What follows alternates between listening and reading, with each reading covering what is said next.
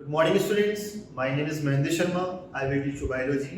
हमारे previous lecture में हम स्टडी कर चुके हैं food, health, balance diet, exercise and sleep. ये हम पहले स्टडी कर चुके हैं। आज हम टॉपिक डिस्कस करेंगे disease and different types of disease. इससे पहले हम एक बार शॉर्ट रिविजन करते हैं। फूड क्या होता है? फूड वो सब्सटेंसेस है जो हमें एनर्जी प्रोवाइड करवाता है। एनर्जी इन द सेंस किसी भी वर्क को पूरा करने के लिए, काम को पूरा करने के लिए बॉडी को क्या चाहिए? एनर्जी चाहिए। वो एनर्जी हमें कहाँ से मिलेगी? फूड से मिलेगी। अब फूड में ऐसा क्या सब्सटेंस है, मीन्स कौन कौन से सब्सटेंसेस हैं जो हमें एनर्जी प्रोवाइड करवाते हैं? तो वो सब्सटेंस का नाम था, हमने पढ़ा था, न्यूट्रिएंट्स। फूड के अंदर न्यूट्रिएंट्स वो सब्सटेंस हैं जो हमारी बॉडी को ग्रो करने में हेल्प करते हैं, बॉडी के डेवलपमेंट में हेल्प करते हैं, और रिपेयरिंग ऑफ द सेल्स, जो डैमेज सेल होती है बॉडी में उनको रिपेयर करने में कौन हेल्प करता है? न्यूट्रिएंट्स ही हेल्प करते हैं। ध्यान हमने पढ़ा था कि एक बंदा हेल्थी कब होगा, मीन्स हेल्थ क्या होती है? वेलबींग और हेल्थी होगा तो क्या होगा? हेल्थ में काउंट होगा। अब हेल्थी रहने के लिए क्या करें? हेल्थी रहने के लिए सबसे पहले हमें बैलेंस डाइट को ईट करना चाहिए, मीन्स न्यूट्रिशियस फूड को ईट करें जिसके अंदर सारे कंपोनेंट जो रिक्वायर्ड होते हैं उनको ईट करें। अब वो कंपोनेंट कौन कौन से होते हैं उनके लिए पढ़ना पड़ता है बैलेंसिंग डाइट। बैलेंस डाइट क्या होती है? बैलेंस डाइट वो होती है जिसके अंदर सारे न्यूट्रिएंट्स जो है वो एक बैलेंसिंग अमाउंट में अवेलेबल होते हैं। कौन कौन से हैं? Carbohydrate, fat, protein, vitamins, minerals, roughage and water. जिसके अंदर कार्बोहाइड्रेट और फैट क्या था?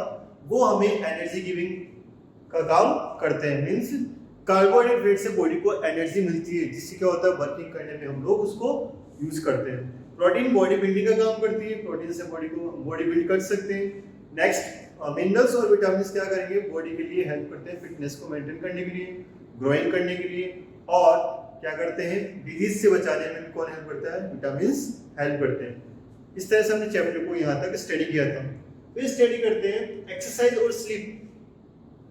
देखिए, फिट एंड फाइन रहने के लिए, हेल्थी रहने के लिए क्या करना पड़ता है? एक्सरसाइज भी कंपल्सरी पार्ट है। एक बंदा अगर एक्सरसाइज कर रहा है तो उसकी मसल्स इजीली वर्कआउट कर रही है, रिलैक्स रह रही है, हार्ट, लंग्स, ब्लड वेसल्स अच्छे से काम कर रही है जिससे क्या होता है बॉडी को ब्लड सप्लाई अच्छी मिलती है, ब्रेन और नर्वस सिस्टम अच्छे तरीके से काम कर रहे हैं। तो कह सकते हैं कि अगर एक्सरसाइज कर रहे हैं कंटिन्यू तो हमारी बॉडी फिटनेस की तरफ जा रही है। इसके लिए क्या करें? हम लोग मैक्सिमम आउटडोर गेम्स को यूज करेंगे, आउटडोर गेम्स को खेलें।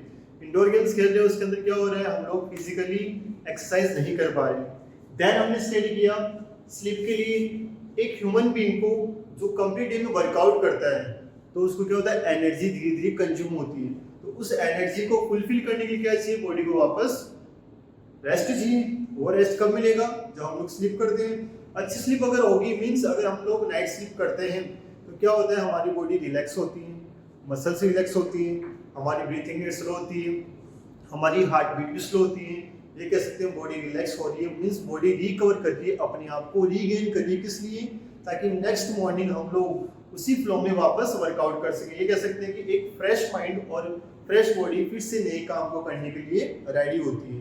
यहाँ तक हम स्टडी कर चुके थे। आज हम स्टडी करते हैं डिजीज क्या होती है। अगर बंदा हेल्थी नहीं, इसका मतलब उसमें कोई ना कोई डिफेक्ट आ रहा है, कोई ना कोई डिजीज है। तो डिजीज क्या होती है? Interruption in the normal functioning of the body parts, means body के कोई ना कोई पार्ट जो प्रॉपर फंक्शनिंग नहीं कर रहा तो क्या होता है? बॉडी में कोई ना कोई डिजीज क्रिएट हो जाती है ड्यू टू स्पेसिफिक कॉजेज। किसी ना किसी कारण से क्या होता है? वो बॉडी पार्ट फंक्शनिंग नहीं कर पा रहा। फिर हम ये पढ़ते हैं डिजीज बहुत तरीके की होती है। हार्ट अटैक एक डिजीज है, वो भी लंग्स की भी डिजीज होगी, कैंसर भी डिजीज है। हम इस चैप्टर में स्टडी करने जा रहे हैं डेफिशिएंसी डिजीज। डेफिशिएंसी डिजीज का मतलब वो डिजीज जो किसी की डेफिशिएंसी से हो सकती है। Lack of protein, lack of vitamin, lack of minerals, काफी सारी डिजीज क्रिएट होती हैं। तो चैप्टर में हमने स्टडी किया था लास्ट टाइम क्या कि विटामिन की लैक ऑफ से काफी डिजीज होती है। विटामिन ए की डिजीज लैक ऑफ से हमने पढ़ा था क्या? नाइट ब्लाइंडनेस होता है, जिसमें क्या होता है? वो पर्सन नाइट ब्लाइंडनेस, यही कह सकते हैं कि नाइट विजन में नहीं देख पाता। सेकंड हमने स्टडी किया था विटामिन बी1 बेरी डिजीज, जिसके से जो बोन्स होती है वो वीक हो जाती हैं। फिर हमने पढ़ा था vitamin C scurvy disease, bleeding gums, means gums में से क्या होता है? ब्लीड निकलने लग जाते हैं। फिर हमने स्टडी किया था विटामिन डी, जिसकी वजह से लीकेज क्या करता है?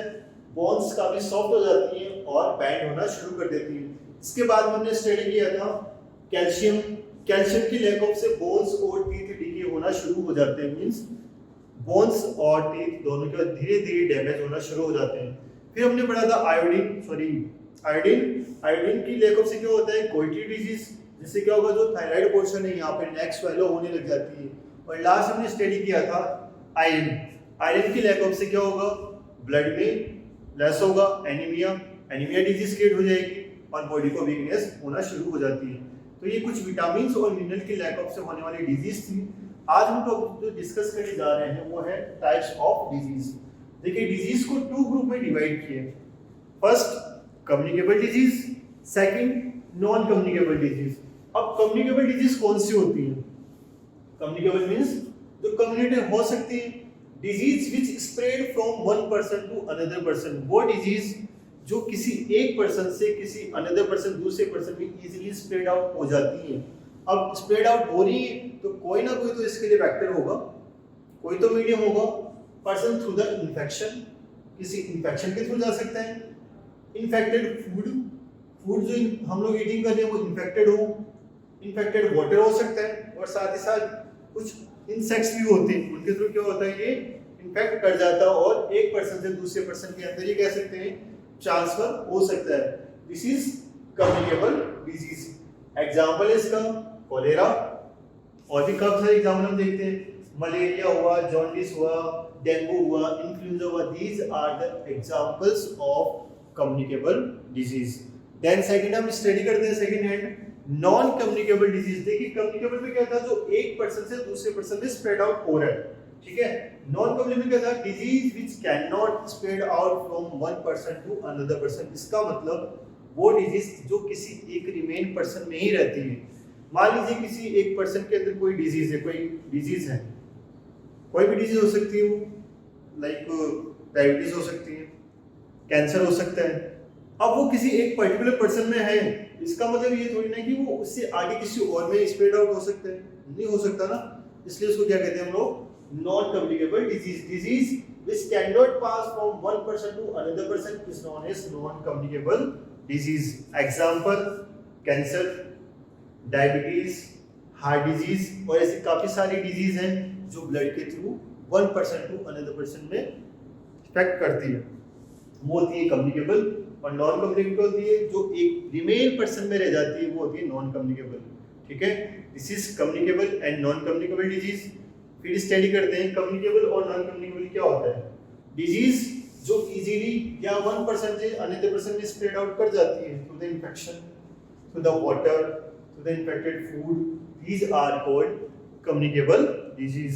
Example malaria, cholera, typhoid, jaundice, influenza और भी काफी सारी ऐसी हैं जो एक पर्सन से अनदर पर्सन में स्प्रेड आउट इजीली हो जाती है। दूसरे हैं नॉन कम्युनिकेबल डिजीज, वो डिजीज जो which cannot pass, जो पास नहीं हो सकती किसी one person to another person, जो एक पर्सन से दूसरे पर्सन के अंदर क्या नहीं हो सकती, ट्रांसफर नहीं हो सकती।